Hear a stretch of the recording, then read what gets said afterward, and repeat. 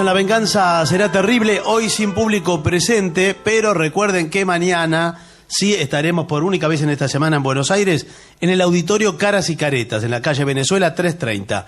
El viernes ya estaremos en Avellaneda, en el Teatro Roma, y el sábado en el Teatro Helios de Ciudad Jardín, en el Palomar. Hablaremos del idioma de Lituania y del contrabando de libros. Ajá. Lituania fue independiente en 1918, pero le duró poco el asunto, porque después fue asediada por Alemania, invadida por la Unión Soviética, fue una de las repúblicas soviéticas socialistas, etc. Pero antes también había estado sometida a otras culturas dominantes. El lituano, el idioma lituano, se considera el más arcaico de los idiomas indoeuropeos. El lingüista Pietro Dini, ¿qué tal, Pietro? ¿Cómo está? Dijo que era ese idioma un dinosaurio lingüístico que permanecía vivito y coleando. Coleando. Hasta casi la segunda década del siglo XX, en Lituania las lenguas oficiales de la administración fueron sucesivamente el latín, el polaco y el ruso. El lituano, nada, señor. Los que contaremos son hechos muy curiosos que tuvieron que ver con el intento de muchos lituanos de preservar su lengua ante tanta invasión y fragmentación. Los antecedentes. Sí. Allá por el siglo XVI, Lituania formó parte de la República de las Dos Naciones o Mancomunidad de Polonia-Lituania. Después, en 1795, bajo el reinado de Catalina II de Rusia, nada menos que Catalina la Grande, Lituania fue dividida entre Prusia, Austria y Rusia. La mayor parte estaba bajo el control ruso. Y los zares decidieron que la Iglesia Católica Romana, como institución lituana histórica, era la mayor amenaza a su poder. Así que ordenaron demoler numerosas iglesias y prohibieron la construcción de santuarios, que parece que andaban por todas partes los santuarios en aquel país. No dispuestos a renunciar a su cultura, los lituanos siguieron construyendo nomás santuarios a pesar de la prohibición. Poco a poco fue tomando forma un núcleo de resistencia formado sobre todo por el clero y por estudiantes universitarios que trataron de levantarse contra Rusia en 1831, pero lo reventaron. A mediados del mismo siglo XIX, la resistencia consiguió hacerse más fuerte y en 1863 hubo una insurrección masiva contra el gobierno ruso en la que participaron unos 70.000 lituanos. Bueno, los reventaron otra vez.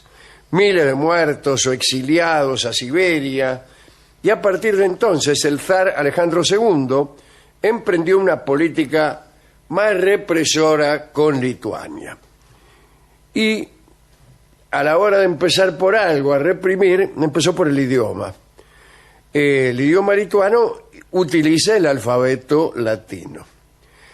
Y el intelectual ruso Alexander Hilferding propuso que la lengua lituana utilizara el alfabeto cirílico ruso, ese alfabeto que nosotros conocemos, que la letra al revés, que todo es eso. lindo. Es muy lindo, es muy lindo. Usted sabe que una de mis habilidades consiste en hacer novelas. Algunos carteles. Vean. En 1864, el gobernador general de Lituania, Mikhail Muraviov, prohibió redondamente el uso de caracteres latinos. Dijo, a partir de ahora van a escribir en cirílico, y nada más. 2 años más tarde, en un intento por erradicar la lengua lituana por completo, se prohibió toda impresión en el país. Este fue un proceso conocido como rusificación. Vamos a rusificar todo. Y de arriba abajo. Chau, no hay más imprenta, dijeron. imprenta de nada, no hay. Pero ¿y en cirílico sí? No, en cirílico puede ser, pero si no, no. Si no, nada. Los niños lituanos debían asistir a las escuelas estatales rusas, donde aprendían el alfabeto cirílico, Cirílico. es de Cirilo, ¿no? A través de libros impresos por el gobierno ruso. Y empezó la resistencia. Comenzaron a surgir lituanos dispuestos a defender y a difundir su escritura. Como publicar libros en el país estaba prohibido, ningún libro podía publicar, ni cirílico ni nada. De nada. Nada, señor. Muchos lituanos comenzaron a imprimirlos en el extranjero y a meterlo de contrabando dentro de su propio país. Así aparecieron los primeros Nignesiai, portadores de libros. Así de fácil es el... Los Nignesiai, ¿qué eran? Los tipos, los camellos. Los que contrabandeaban claro. libros. Que en un intento por salvar su idioma, traspasaban la frontera con libros que después difundían ilegalmente por toda Lituania. Se llamaban a sí mismos contrabandistas de la lituanidad. Sí. ¿Qué tal? ¿Cuál es su profesión? Soy contrabandista de la lituanidad. Lituanidad contra la rusificación. Así eso. es. Sí. Algunos los lituanizo y a otros los rusifico. En un principio estos muchachos trabajaron de modo individual. Se vestían como mendigos, llevaban los libros escondidos en sacos de queso. No, No. en bolsa de queso. Claro, sí. ¿Cómo va a tener un saco de queso un tipo? Imagínense, lo deja de guardarropa, se lo comen Claro. los ratones. Los tenían escondidos en bolsa de queso, entre los huevos. ¿Qué?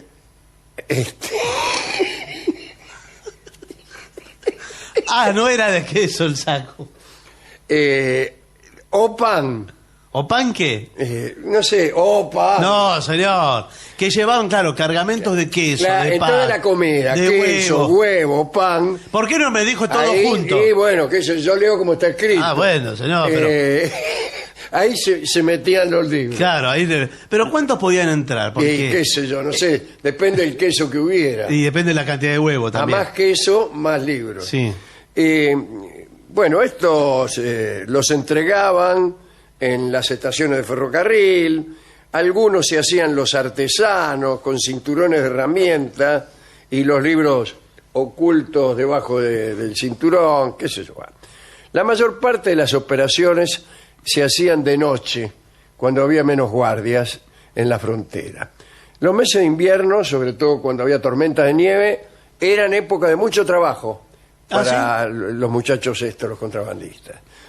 El mayor intento por introducir libros de contrabando a través de la frontera fue organizado por el obispo Motiejus Valancius. El lituano lo dijo. Sí, un historiador y autor de obras religiosas. ¿Qué haces, Motiejus? ¿Cómo le va? Muy bien, acá andamos. Además de estos asuntos de libros, el señor Valancius es considerado como el pionero del movimiento de sobriedad. ¿Qué será Sí, sí. el movimiento de sobriedad? No lo quiero ni imaginar. Un grupo de borrachos petulantes. Parece que no. Trataban de arrancar a los campesinos del consumo de vodka. Arrancar es un verbo Sí. muy fuerte, ¿no? Estarían coercitivo. prendidos a la vodka de un modo así como garrapata. Pero lo que pasa es que en Lituania el vodka es como la leche. Claro, porque con el señor, frío que hará- con el frío que hace. Imagínense. Además de esa actividad, en 1876, Valancius financió con su propio dinero la construcción de una imprenta, pero del otro lado de la frontera, en Prusia, y organizó una red de sacerdotes encargados de introducir y distribuir los libros de Lituania. Claro, puso una imprenta cerca de la frontera. Ahí nomás. Ahí nomás. Entonces ya no tenían que ir hasta las ciudades, etcétera. Así fue como la Iglesia Católica se convirtió en un símbolo de resistencia a la autoridad rusa. Sin embargo, a medida que avanzaba el tiempo, los libros fueron adoptando también un carácter más laico. No eran solamente Biblias. Se empezaron o la a vida avivar, de los santos, sí. no, empezaron ahí Cualquier cosa. Los libros de Rolón, Sí, sí. todo me imagino. Memorias de una princesa lituana. Claro. Al principio solo eran reimpresiones latinas de textos religiosos, como acabo de decir, pero al mismo tiempo que la operación iba creciendo, también lo hacían las ambiciones del Valancius, que llegó a encargar también trabajos originales, revistas, almanaques en caracteres latinos, con la esperanza de preservar la historia y la cultura de Lituania. Valancius fue responsable de la impresión de más de 19.000 libros en Prusia Oriental. Siguiendo el ejemplo de Valancius, los Knignesiai comenzaron a organizarse en sociedades de contrabandistas más grandes. Tenemos los nombres de las sociedades de contrabandistas. ¿Quién se lo dio? de ¿La Lituania. policía rusa? Sí, la Estrella de la Mañana, el Estímulo, Sí. el Renacimiento, el Brote, la Verdad, la Compulsión, el Rayo de Luz. Parecen panaderías. Sí, le iba a decir, parece panadería. Va, me gusta una panadería que se llame La Compulsión, ¿eh? Sí, sí. Sí. No era fácil cruzar la frontera lituana. Había 3 líneas de frontera. ¿Y qué? ¿La del medio de qué Cruzabas es? una y otra y otra. Y la del medio era... ¿De qué país es? no, también. Nada. Todas eran... Rusas. Rusas, digamos. Claro. Porque si te escapabas de uno, A otro. caías el otro, Y el y, otro. y todo eso, ¿no? Los riesgos eran entonces muy altos y estos muchachos, los portadores de libros, debían extremar las precauciones. Al que lo agarraban, lo mandaban a Siberia. Reincidente, muerte. Pero ¿cómo ibas a reincidir si Sí, estabas sí, en en Siberia? Siberia. ¿Cómo ibas a contrabandear libros en Lituania? Es raro. Es raro, sí. Igual entre nosotros, Siberia no debe ser muy distinto a Lituania tampoco. sea. Debe ser un poco peor. me parece, sí. Bueno. Entre 1870 y 1871 se produjo la mayor captura de contrabandistas ocurrida hasta la fecha en una de estas operaciones de Valancius. 11 niatos, entre los que había 5 sacerdotes, fueron capturados y enviados a Siberia. Pocos años después murió el Valancius, este muchacho, y su puesto fue ocupado rápidamente por un campesino llamado Jurgis Bielinis. Jurgis. ¿Qué tal, Jurgis? Jurgis debe querer decir Jorge. Sí. Me parece. Le digo porque yo tengo una intuición para los idiomas. Sí, facilidad. Sí, tengo facilidad. Jurgis Dorius. Sí. Podría ser. En 1885 Bielinis creó la sociedad de los Garsbiai Knignesiai. Me está sonando fácil el lituano. Sí, ya me estoy acostumbrando. Mire, 4 palabras y ya casi que lo que hablamos. creció hasta ser la red de contrabandos de libros más grande que se conozca. Y entonces le llamaron a Bielinis, le pusieron un apodo, que era el rey de los contrabandistas de libros. También, canchero. La prensa lituana, Sí. para poner apodos, Son así. es fantástica, ¿eh? Bueno, los miembros de la sociedad de Garsbiai Knignesiai pronto superaron los 1000. No son tantos. 1000 entre 1000, todos. Todas sí. esas sociedades, Y sí. todo Lituania. Igual, ¿cuántos lituanos habrá en Lituania en esa época? Y no sé, debe haber muchos. Bueno, este muchacho parece que se mandó el contrabando de casi la mitad de todos los libros traídos durante la época desde Prusia Oriental a Lituania. Lo agarraron muchas veces, pero lograba escapar. Acá también dicen muchas veces lo mismo, me está pareciendo. Claro. ¿No? A saber que había unos tipos que contrabandeaban libros. Sí. Sí, no salimos mucho de allí, ¿no? No. Bueno, pero son las peripecias que van Claro, no, las atravesando. peripecias son siempre los mismos. Viene un tipo con un libro entre el queso Sí. y lo agarran. Al final, ¿alguien lee los libros cuando llega? Me parece que no. Sí, porque... Bueno, ya me estoy cansando. No, pero espere, porque ahora quiero saber, en principio, si todos leen lituano, porque por ahí contrabandeaban y no sabían De leer. gusto, claro, claro. Quizás lo hablaban nomás. Bueno, en la década de 1890 las autoridades rusas pusieron precio a la cabeza de Bielinis. Quiere decir que lo andaban buscando para matarlo. A pesar de ser un fugitivo, a principios del siglo XX Bielinis consiguió crear su propio periódico Mirá, un periódico en un país donde está prohibida la imprenta. El Águila Blanca se llamaba, que imprimía en una de las pocas imprentas activas de Lituania, parece que ya alguna habían puesto. Poco después se crearon en Lituania escuelas secretas.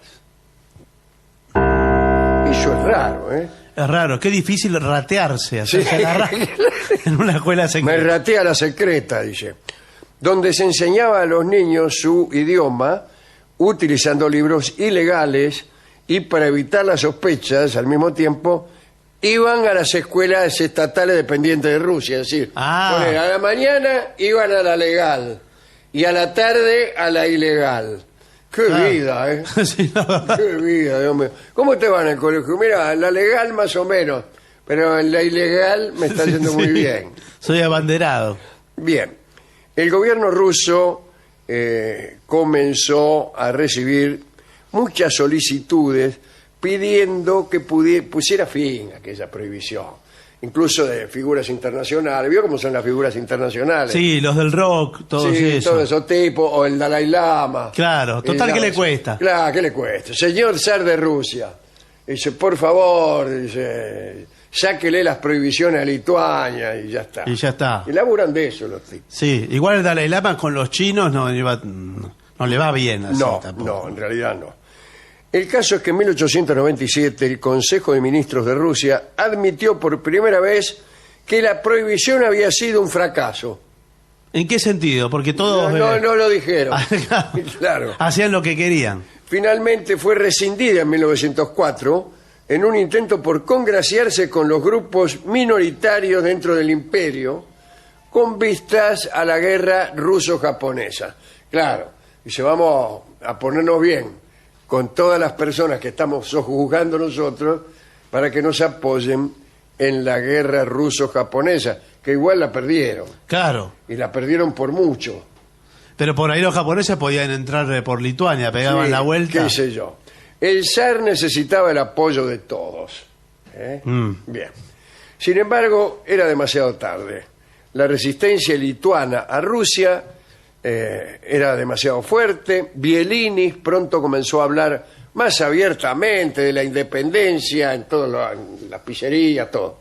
Y se convirtió en uno de sus portavoces. Pero Bielinis no pudo cumplir el sueño de ver una Lituania libre. Murió en enero de 1918, un mes antes de que se formalizara la independencia del país. Parece mentira. Qué mala suerte. Qué mala suerte. O también podríamos decir, ¿por qué no se apuraron un poco? Bueno, sí, lo que pasa es que iban lentamente traficando libros, Sí. tratando de abrir imprentas. Bueno, es así. Ese es un camino áspero. Se desconoce con exactitud el número de libros lituanos que fueron impresos. Bueno, no es una ignorancia No. que nos vuelva locos. Pero entre 1891 y 1901, los funcionarios rusos confiscaron más de 173.000 publicaciones, una cantidad que casi se duplicó en los últimos años de la prohibición. Bueno, esto ha llevado a algunos historiadores a estimar que el número total de libros podría ascender a varios millones. Bueno, o sea que- ¿Millones? millones. ¿Y no cómo? sé. Sí, Pasamos pero de sí. 112.000 a millones. Y se cansó la No proyección. sabe nada, señor. Parece ¿Quién me encaja esta charla? Parecen las encuestadoras, ¿vio? Sí, Que dice, sí. Rango Durante- de error de 1 a 6 Durante millones. todo este tiempo solo se imprimieron en la Lituania sometida al Imperio Ruso 55 títulos. Todo lo demás eran ilegales. Y todos ellos utilizaron el alfabeto ruso, el cirílico. El día del cumpleaños de Jurgis Bielinis, que era el 16 de marzo, se lo digo, qué sé yo, para que en la radio, cuando Sí. den las efemérides, lo nombren. Se conmemora el Día del Portador de Libros. El día del... Acuérdense. Es el contrabandista, El en verdad. sí, claro. El día portador. 16 de marzo vamos a celebrar el Día del Contrabandista de Libros Lituanos. Claro, sí, sí. ¿Será feriado? Y no lo sé. Bueno, después, en 1940, estaban los alemanes, pero Rusia invadió y desde entonces quedó bajo el poder de Rusia hasta que en el 90, creo. Claro, después del muro Sí, y después de de todo eso, en Gorbachov. el 90 recién Lituania fue un estado independiente. No crea que Lituania, Letonia, Estonia, sí. los estados bálticos, que siempre estuvieron bajo la mira de los rusos. Bajo la mira y bajo la bota. Sí, sí, bajo el De manera dominio. que recién son independientes ahora, desde creo que el 90 o 92, algo así, y incluso encontraron el acta de independencia de 1918, que se pensaba que los rusos la habían destruido o la habían escondido. No, estaba ahí nomás, la encontraron adentro de un cajón. Ah, mire. Bueno, eso es todo lo que le puedo decir acerca de la lucha de Lituania por preservar Su idioma. su idioma, ¿no?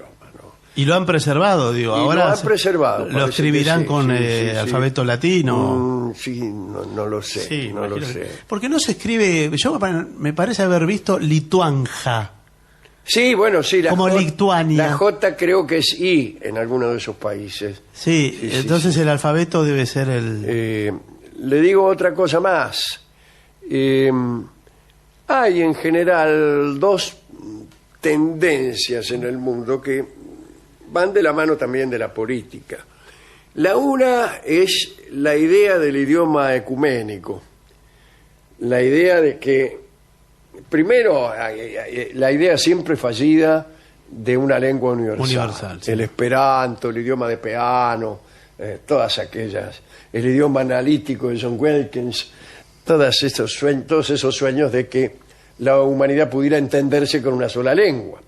O también la elección arbitraria de una lengua para que sea una lengua franca, o sea, una lengua diplomática. En el caso fue el latín. Y hoy, de hecho, está el inglés, que también opera como una lengua franca. Y hay otros idiomas, uno de ellos es precisamente el castellano, que también tienen una gran fuerza, una gran penetración, y se busca, a través de esos idiomas, conseguir un entendimiento universal. Pero eso por un lado. Por el otro, hay una celosa y pertinaz preservación de las lenguas propias, muchas de ellas habladas por no muchas personas, y que casi diríamos que es el movimiento opuesto a este deseo ecuménico de hablar toda la misma lengua. Se considera que la lengua es uno de los rasgos distintivos de los pueblos, y entonces se hace mucha fuerza por no quedar uno pintado del mismo color con que se pinta el mundo durante este fenómeno que se llama globalización, ¿no?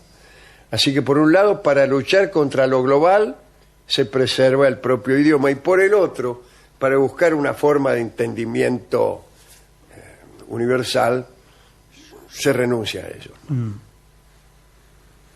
¿Con qué podemos ilustrar esta charla de tipos que contrabandeaban libros lituanos?